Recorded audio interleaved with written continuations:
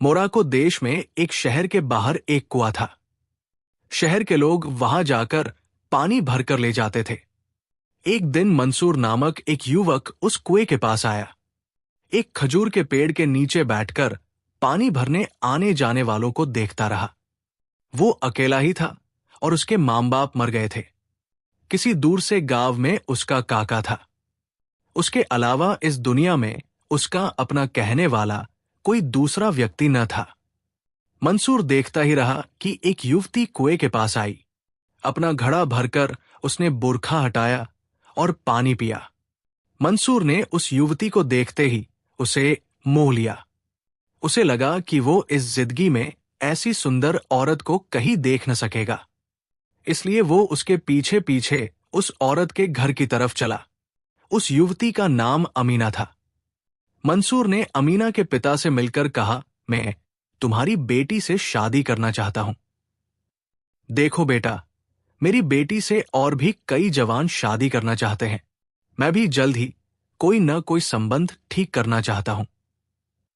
अमीना की शादी तुम्हारे साथ करने में मुझे कोई एतराज नहीं है, लेकिन मेरी एक शर्त है, वह यह है कि तुमको 500 तोले चांदी देनी होगी।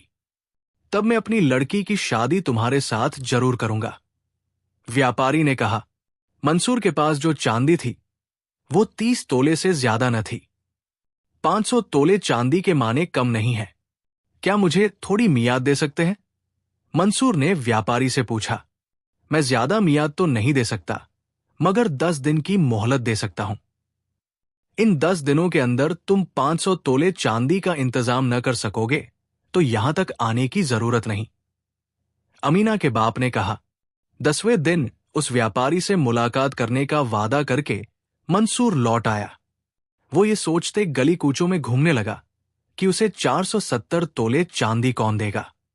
देगा भी तो उसका कर्ज वो कब तक चुका सकेगा? मंसूर ये सोचता ही रहा कि उसे अपने काका की याद आई। वो कहीं दूर पर एक छोटे से गांव में था। उसको मंसूर ने कभी नहीं देखा था। फिर भी मंसूर की जरूरत को देखते हुए वो शायद चांदी उधार में दे। अगर वो मुफ्त में भी दे दे तो कोई आश्चर्य की बात नहीं। इस आशा से उत्साह में आकर मंसूर पैदल ही अपने काका के गांव की ओर चल पड़ा। रास्ते में ही रात हो गई तो सड़क के किनारे लेट रहा।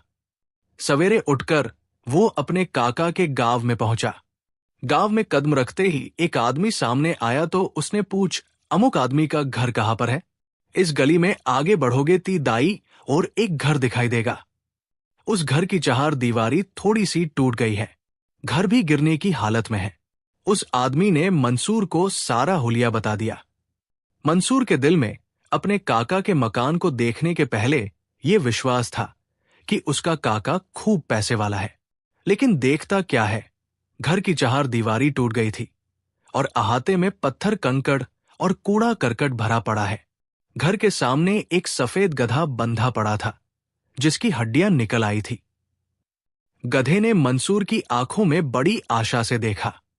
उसकी आंखें ये बता रही थी कि क्या मुझे थोड़ा खाना खिलाओगे? गधे को देखते ही मंसूर को उस पर रहम आ गई।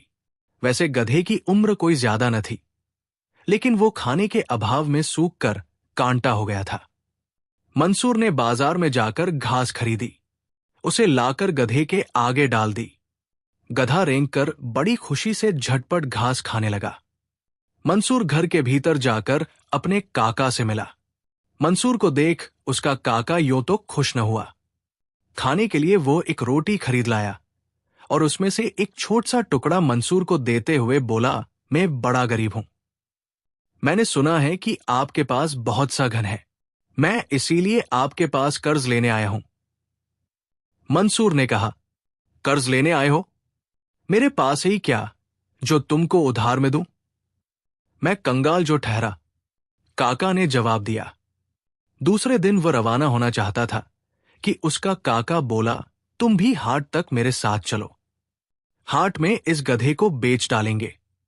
ये किसी काम का नहीं, उल्टे चारे का खर्च उठाना पड़ रहा है। दोनों ने गधे को हाट में ले जाकर बेचना चाहा।